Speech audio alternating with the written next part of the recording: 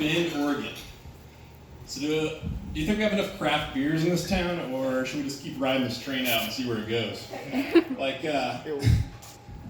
I'm a big craft beer fan, but I gotta say, every time I ask for a beer menu anywhere in this town, they hand me like a Harry Potter novel. I'm not real sure what like half the words are. It's like dry hopped Imperial Saison Radler with a farmhouse goza, blueberry infused lactose. I don't even know basically. And every time I'm sitting down, I can sense my waitress getting like annoyed with me. She's like, "Do you need more time, sir?" And I'm like, "I'm sorry, I just can't decide between the pickle and peanut butter porter or the orange juice and toothpaste IPA."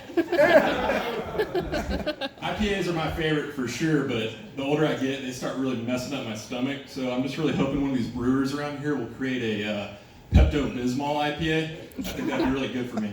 But, they already have that. So last time I was here, I actually sat right here because there was a UFC event on, and I was meeting some friends to watch that.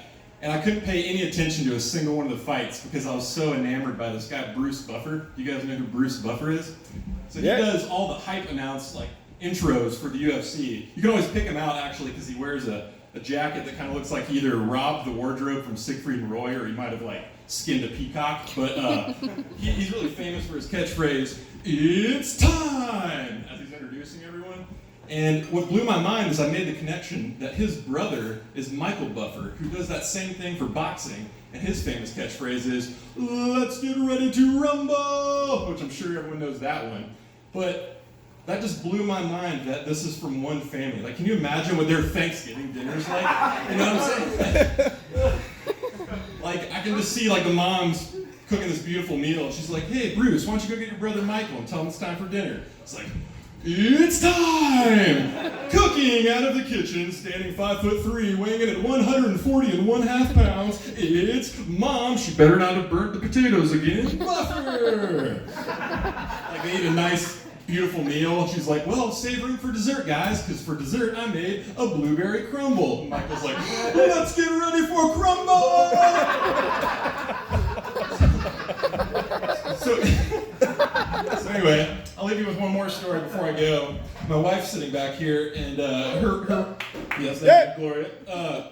Her mom came to visit us from the East Coast. She'd never been to Central Oregon before, and for some reason, there's beautiful mountains, beautiful scenery everywhere. The number one thing she wanted to do, more than anything else, was to go to a Catholic Mass out here, just to see if the Catholic Masses here are any different than the ones back home. Which, I'm giving her shit, I'm laughing about it, Catholic Mass, what have they done different in 1,000 years? You show up, you sing some songs, you drink some Jesus blood, you try and protect your kid from getting diddled, and then you just try and get home before kickoff. It's been the same thing for years. Anyway, to my surprise, they do something different out here. That's right. They line up for the sacrament, which is church snack time, with the Jesus juice and the Jesus crackers. And they said, when you get to the front, if you require a gluten-free body of Christ, just point to your chin. And that blew my mind. How many people in the history of the world have been burned at the stake for being a witch when it turns out they just had a little bit of a gluten intolerance? You know what I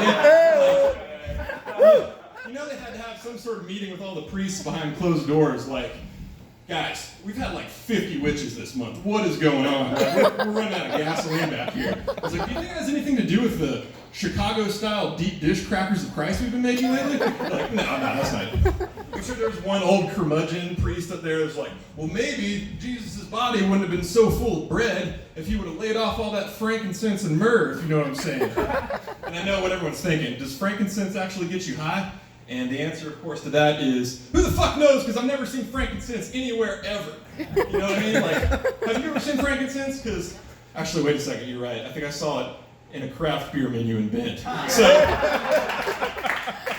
frankincense and myrrh IPAs all around. Cheers, guys. Yeah!